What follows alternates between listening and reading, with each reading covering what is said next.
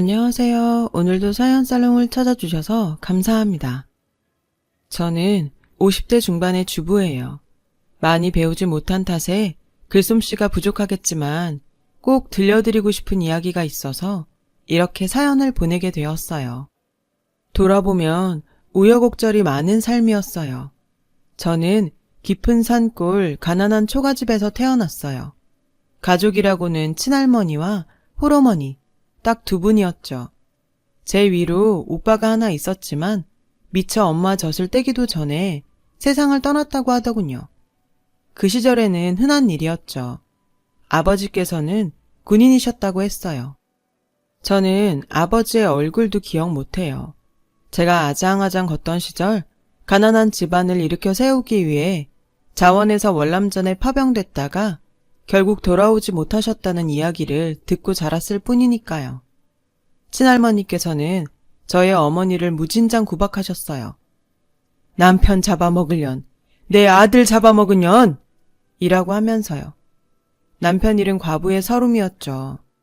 그래서 어머니께서는 어린 저에게 늘 이렇게 말씀하시곤 하셨어요. 너는 절대 엄마 팔자 담지 마라.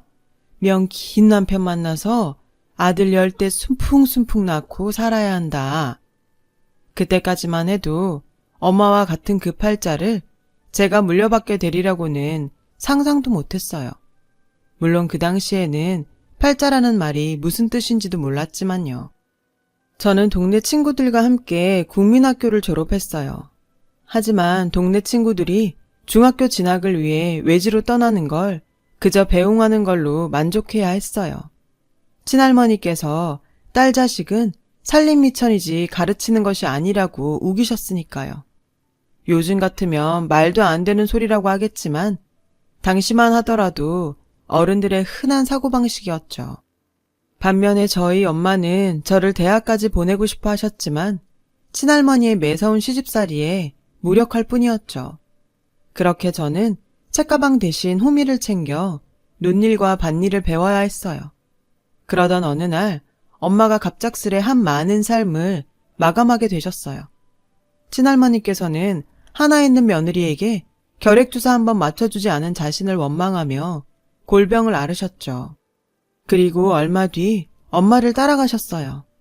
돌봐줄 사람도 없던 저는 먹고 살 방법을 해결하기 위해 친척 어르신의 소개로 서울에 있는 미신 공장으로 가게 되었어요. 시골에서만 살아온 제 눈에 비친 서울은 신기하고 놀라운 것들 투성이었어요. 하지만 힘든 공장 생활에 저는 금세 지쳐버렸죠.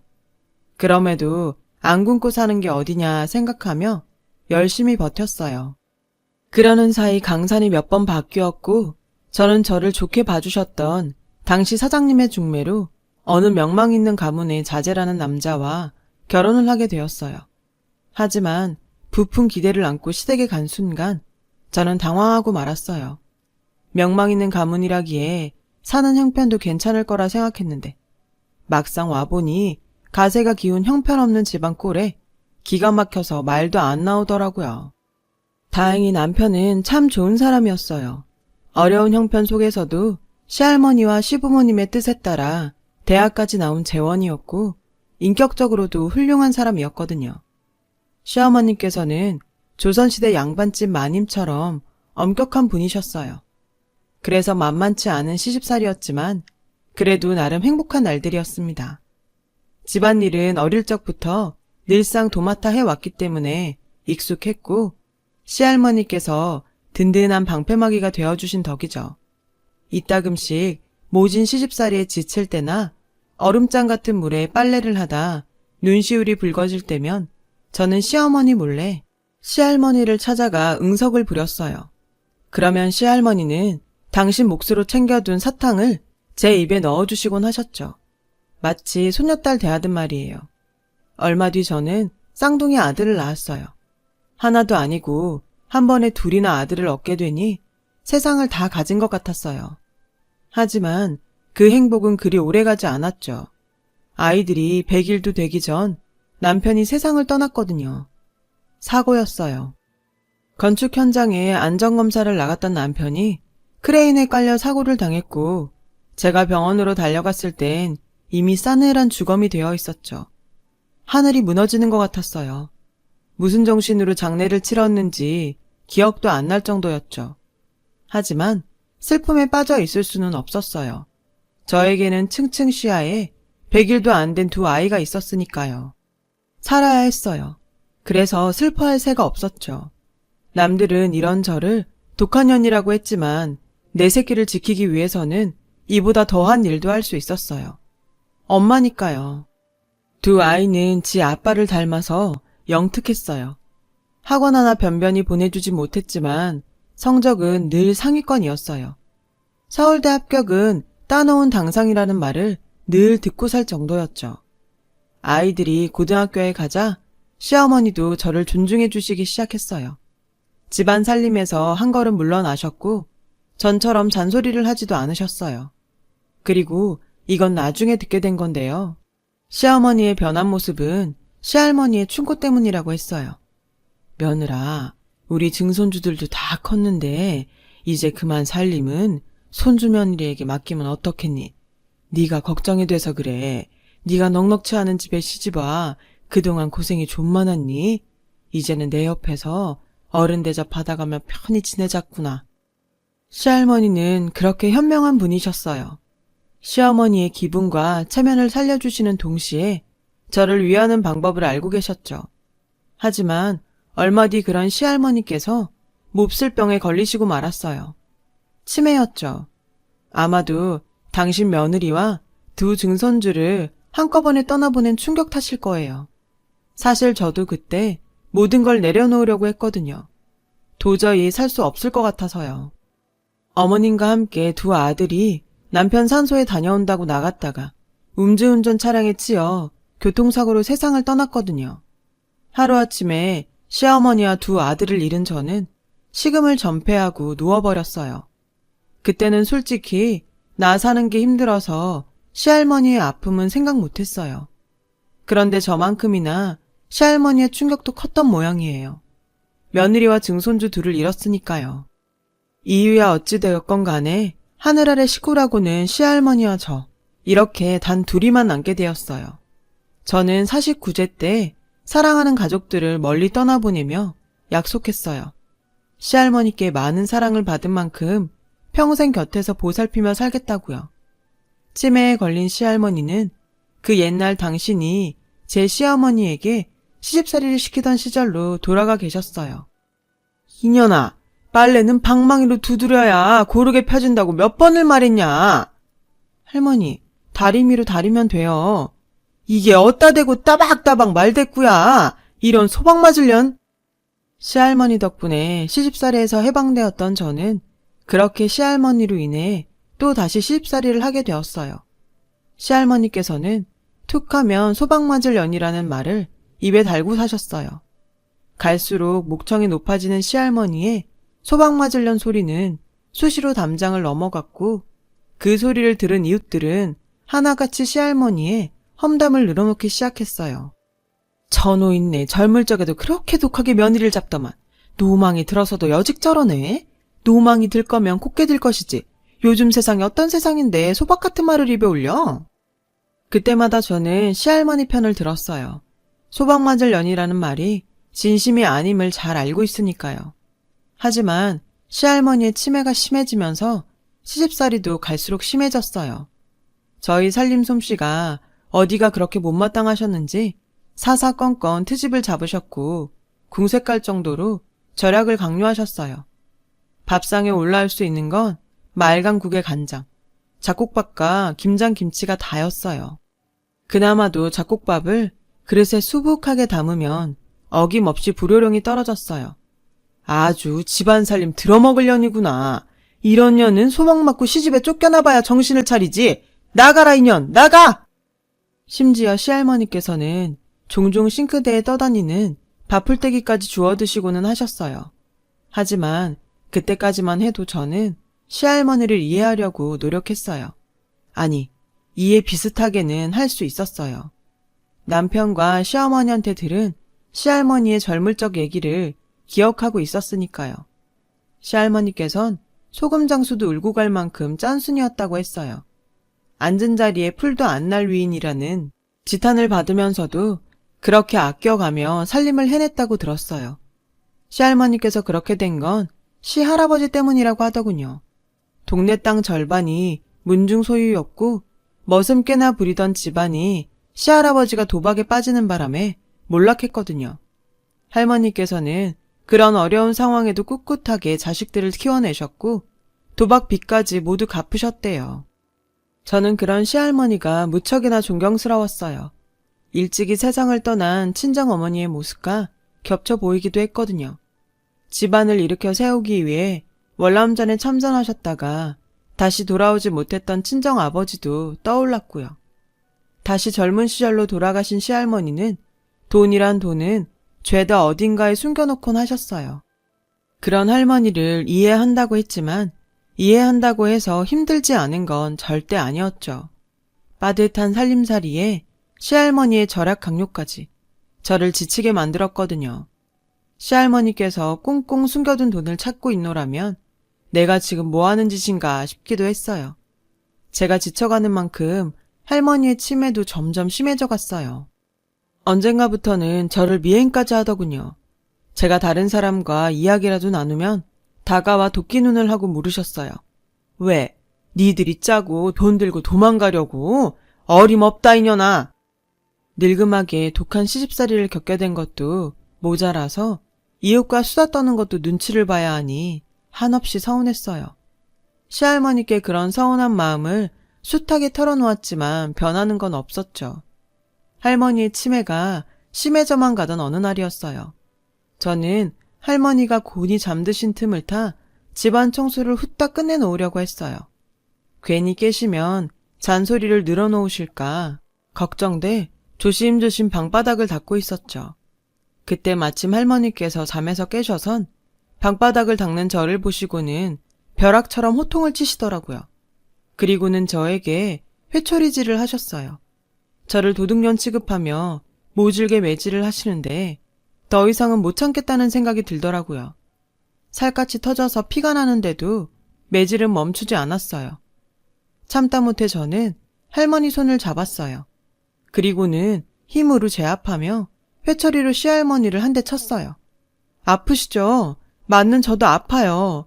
저 더 이상은 못하겠어요. 못하겠다고요. 그때 저는 현실을 깨달았어요. 치매는 감당할 수 있는 병이 아니란 걸요. 결국 전 시할머니를 요양원에 모시기로 마음먹었고 이웃에 사는 재성엄마한테 조언을 구했어요. 그 집 큰딸이 요양원에서 일했거든요. 재성엄마 도움을 받아 저는 눈물을 머금은 채 시할머니를 요양원으로 모실 준비를 시작했어요. 제가 많이 배우지 못한 탓일까요? 서류에 절차가 뭐 그리 복잡하던지 시간이 꽤 걸리더라고요. 솔직히 말하자면 결심하고 준비하는 와중에도 갈등이 되었어요. 꼭 죄 짓는 기분이었거든요. 고민하던 저는 시할머니를 모시고 여행을 떠났어요. 제가 어릴 적 자랐던 산골짜기로요. 그곳에는 아파트 단지가 들어섰더군요. 이미 변해버린 그곳에 앉아 저는 제 어린 시절 얘기를 들려드렸어요. 당신 팔자를 닮지 말라고 했었던 친정엄마 얘기와 제가 그 팔자를 물려받을 줄은 몰랐다는 것까지 모두요. 시할머니께서는 저를 꼭 안아주셨어요. 아이고 내 새끼 얼마나 고생이 많았누. 너 명심해라. 아무리 돈 욕심이 나도 화투는 안 된다. 절대 안 된다. 그 말이 할머니께서 저에게 해주신 마지막 말이었어요.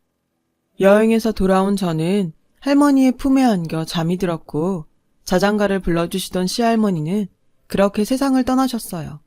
형편 탓에 시할머니의 장례는 집에서 소박하게 치러야만 했어요. 고맙게도 동네 분들이 많이 찾아주셔서 시할머니께서 가시는 길이 외롭지는 않겠다 싶었어요. 그런데 할머니의 발인이 있던 날 생전 처음 보는 중년 남자 둘이 집으로 들이닥쳤지 뭐예요. 세상을 떠난 제 남편의 이복동생이라며 제가 말릴 겨를도 없이 세간살이를 챙기기 시작했어요.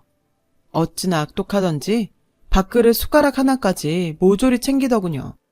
그들은 집을 떠나며 경황 없는 저에게 경고 같은 한마디를 남겼어요. 짐 얼른 빼쇼. 우리가 직계 혈육이니까 집도 당연히 우리 소유 아니겠어? 우린 법대로 하는 거니까 거 따지지 마쇼. 그렇게 그들은 나머지 것들을 챙기러 돌아오겠다는 말과 함께 집을 떠났고 저는 날이 밝기 무섭게 동네 어르신을 찾아가 간밤의 일을 말씀드렸어요. 어르신께서는 그들을 알고 있더라고요. 그 몹쓸 인간들은 아버님이 밖에서 나온 아들들이었죠. 시할아버님처럼 화투에 빠져 지내다 시할머니 손에 쫓겨났다고 하더군요. 심지어 쫓겨나면서도 시할머니께서 평생 모아두셨던 재산까지 전부 훔쳐서 도망쳤다고 했어요. 그래서 시할머님과 시어머님께서는 없는 자식처럼 잊고 살았다고요. 제 남편조차 입 밖에 내지 않을 정도였죠. 그건 그렇고 저는 마음이 급해졌어요. 이대로라면 그나마 살고 있던 집마저 그들에게 빼앗길 판이니까요. 저는 이웃의 소개로 변호사를 찾아가 조언을 구했어요. 변호사는 다행스럽게도 유서가 없어도 제가 평생 시할머니를 모시고 산 공로가 인정되어 남기신 재산들에 대한 권리를 주장할 수 있다고 말해주었어요. 하지만 권리를 주장하려면 소송을 해야 한다고 했어요. 소송도 무섭고 변호사 비용도 없어서 저는 그저 전전긍긍할 뿐이었죠. 속절없이 하루하루가 지나가고 또다시 두 인간이 장정을 대동하고 찾아왔어요. 두 인간과 장정은 집안 곳곳을 뒤지며 집문서를 찾아내었죠. 그걸로도 모자랐던지 집안 이곳저곳을 헤집어가며 돈 될 거리가 더 남아있나 승냥이 떼처럼 헤매이더군요. 저는 이웃의 도움을 받아 맞서 보았지만 건장한 장정과는 상대가 되지 않았어요. 그렇게 한참을 장정들과 함께 집안을 휩쓸던 두 인간이 안방 장판을 드러내자 그 자리에 있던 모두는 할 말을 잃었어요. 장판 아래에 수북하게 깔려있는 현찰 다발 때문이었죠. 치매에 걸린 시할머님께서 집안으로 들어오는 돈이란 돈은 모조리 그곳에 숨겨놓았던 거예요. 이어서 집안 곳곳에서 돈다발이 쏟아져 나오기 시작했어요.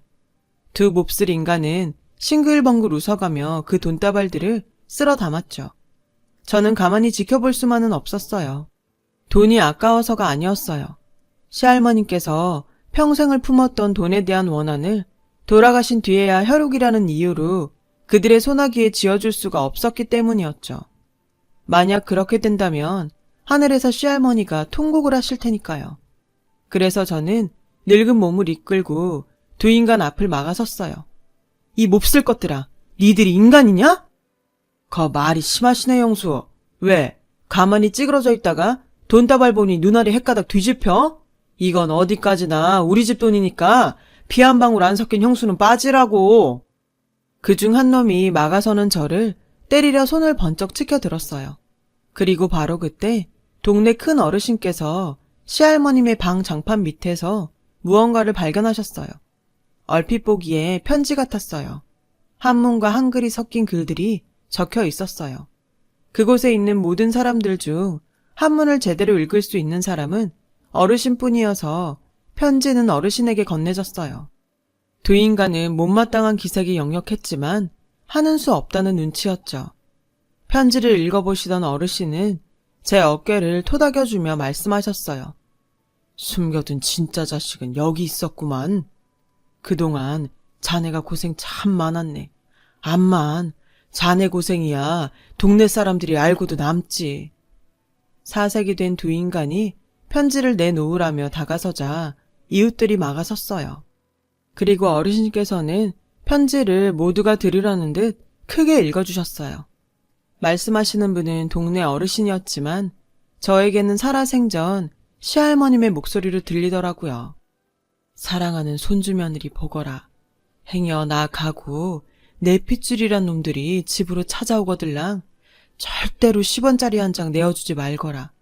내 가슴에 못 박아가며 내친 것들이야. 지 형제랑 애미가 세상을 뜨던 날에도 장례비에 아까워 모른 척했던 놈들이다. 난 그런 손주 둔 적 없으니 상대할 필요도 없느니라. 모든 재산은 내 손주 며느리한테 남긴다. 그러니 동전 하나 빼놓지 말고 모두 네가 알뜰하게 챙겨 가져라. 아끼지 말고 쓰면서 여생을 보내야 한다. 만난 것도 많이 먹고 좋은 곳도 다니면서 내가 못해준 만큼 재미지게 살아야 한다. 한많은 세상, 그래도 손주 며느리가 있어 기쁘게 지내다 떠난다. 잊지 말거라. 이 세상에 내 혈육은 너 하나뿐이다. 잠든 너를 깨울 염치가 없어 일이 몇 자 남기니 너무 원망은 말거라.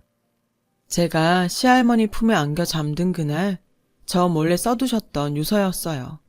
시할머님의 마지막 당부에 저는 흐느껴 울고 말았고 그건 그곳에 있던 이웃들도 마찬가지였죠. 다만 재산을 훔쳐가려고 왔던 두 인간은 당황한 기색이 역력했어요. 눈치를 살피며 빠져나가려고 하더군요. 하지만 이미 대문은 이웃이 막고 있었고 죽일 듯 그들을 몰아세웠어요. 이것들아, 잘 들었냐? 네 할머니도 너거들은 자식 아니란다. 사람 새끼들도 아니고 자격도 없댄다. 그 말에 우악스럽게 대들던 두 인간은 기세등등한 이웃들에 떠밀려 몸만 겨우 빠져나갈 수 있었어요. 저는 그들을 향해 구정물을 한 바가지 퍼부었어요. 이후로 두 인간은 더 이상 나타나지 않았어요. 그렇게 저는 시할머님께서 남겨주신 돈으로 변호사를 선임할 수 있었고 변호사는 두 몹쓸 인간에게 고소장을 보내주었어요. 일전에 빼앗아간 세간살이들에 대하여 금전으로 보상을 할 것, 그 과정에서 부서지고 망가진 물품에 대해서도 금전 보상을 할 것, 그리고 제가 평생 시할머님을 모시고 살았던 데 대하여 금전 배상을 할 것. 그랬더니 얼마 지나지 않아 답이 왔어요. 뺏어갔던 세간살이 중 팔지 않았거나 멀쩡한 것들은 고스란히 돌려주었고 그렇지 못한 물건들에 대해서는 돈으로 갚아내었죠. 나머지 물품에 대해서도 피해 보상금을 받을 수 있었어요. 그리고 제가 평생 시할머니를 모시며 살았던 것에 대한 부양비에 관련 소송은 현재 진행 중이에요. 변호사 말에 따르면 증거랑 증인들이 많아서 걱정 안 해도 될 거라고 했어요. 소란이 잠잠해지고서야 비로소 저는 시할머니 산소를 찾아 소주 한 잔을 올리며 사과드렸어요. 시할머님이 돌아가시기 전 요양원에 보내려고 했던 게 내내 걸렸거든요. 그런 마음을 가져놓고 아무 일 없던 것처럼 시할머니의 유산을 받을 순 없으니까요. 그리고 며칠 뒤 시할머님께서 저에게 남겨주신 돈 중에서 당장 필요한 만큼을 제외하고 절반 이상을 보육재단에 환원했어요. 저희 시할머니 이름으로요. 가장 가치 있는 쓰임이라 생각했거든요. 저처럼 힘겨운 생활 탓에 고통받는 아이들이 없기를 바라는 마음이었어요. 친정어머니께서는 제가 당신 팔자를 물려받아 고통받을까봐 걱정하셨지만 다행히도 저는 시할머니 덕분에 그 모진 팔자를 끊어낼 수 있었잖아요. 그리고 저를 도와준 이웃들을 위해 마을의 많은 부분을 기부했습니다. 저 역시도 누군가에게 도움이 되고 싶었어요. 앞으로도 평생 시할머님을 그리워하며 살아갈 겁니다. 그래도 외로운 여정은 아닐 거예요. 그리움이 누군가에겐 사랑하는 희망이 되기도 하니까요. 제 사연을 들어주셔서 감사합니다. 들어주신 모든 분들 건강하시고 행복하세요. 여러분, 사연 댓글에 응원과 현명한 조언 부탁드려요. 좋아요와 구독은 저에게 큰 힘이 됩니다. 오늘도 좋은 일 가득하세요.